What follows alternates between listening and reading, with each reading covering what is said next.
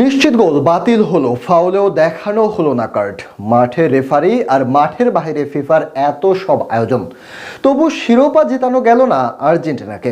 রোববার মেটলাইফ স্টেডিয়ামে নির্লজ্জতায় মেতেও মেসিকে একটা শিরোপা উপহার দিতে পারেনি ফিফা সভাপতি।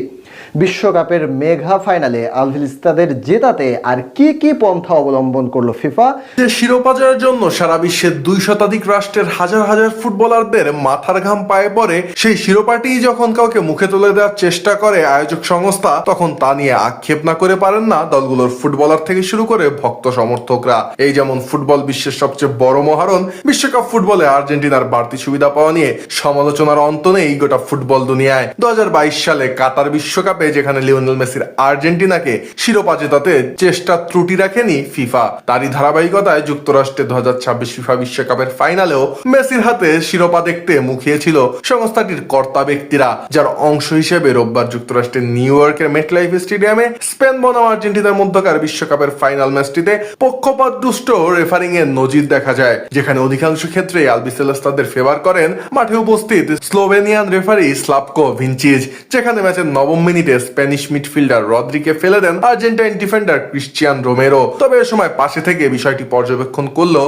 ফাউল দেননি রেফারি ভিনচিচ। 6 মিনিট পর ম্যাচের 15তম মিনিটে স্পেনের তারকা ফুটবলার দানি ওলমোকে গুরুতর ফাউল করে বসেন লিভারপুলে খেলা আর্জেন্টাইন তারকা মিডফিল্ডার অ্যালেক্সিস ম্যাকঅ্যালিস্টার। তবে এই সময় কার্ড দেখানোর মতো গুরুতর ফাউল হওয়া সত্ত্বেও অ্যালিস্টারকে কার্ড দেখাননি স্লোভেনিয়ান এই রেফারি। এরপর ম্যাচের 28তম মিনিটে পাল্টা আক্রমণে দারুণ এক আক্রমণ পরিচালনা করেন হুলিয়ান আলভারেজ, আর আলভারেজের পাস থেকে বল পাবার সময় বলের উপর নিয়ন্ত্রণ হারান ম্যাকঅ্যালিস্টার। ফলে এই সময় এক প্রকার হতাশা থেকেই হাত দিয়ে বল ধরে বসেন ম্যাকঅ্যালিস্টার। মাঠে উপস্থিত রেফারি যা সম্পূর্ণ উপেক্ষা করে যান। আর্জেন্টিনার প্রতি রেফারির একপাক্ষিক সিদ্ধান্তের এখানেই শেষ নয়, বরং ম্যাচের 81তম মিনিটে স্প্যানিশ ডিফেন্ডার মার্ক কুকুরেলাকে বিনা কারণে ধাক্কা দেন আর্জেন্টাইন মিডফিল্ডার জুলিয়ানো সিমিওনে। তবে সিমিওনের এই ফাউলে সময় এড়িয়ে যান রেফারি ভিনচিচ। তবে স্প্যানিশদের সাথে সবচেয়ে বড় অবিচারটি ঘটে অতিরিক্ত সময়ের খেলায়, যেখানে ম্যাচের 96তম মিনিটে দারুণ এক গোল করেন নিকো উইলিয়ামস। তবে ফাউলের বাঁশি বাজিয়ে এ সময় গোলটি বাতিল করে দেন স্লোভেনিয়ান এই রেফারি। তার মতে এ সময় স্পেনের বদলি খেলোয়াড় মাইকেল মেরিনোর করা ফাউলের শিকার হয়েছেন নিকোলাস ওতামেন্ডি। তবে এত সব ছলাকলা করেও এদিন গতি হয়নি আলবিসেলেস্তাদের।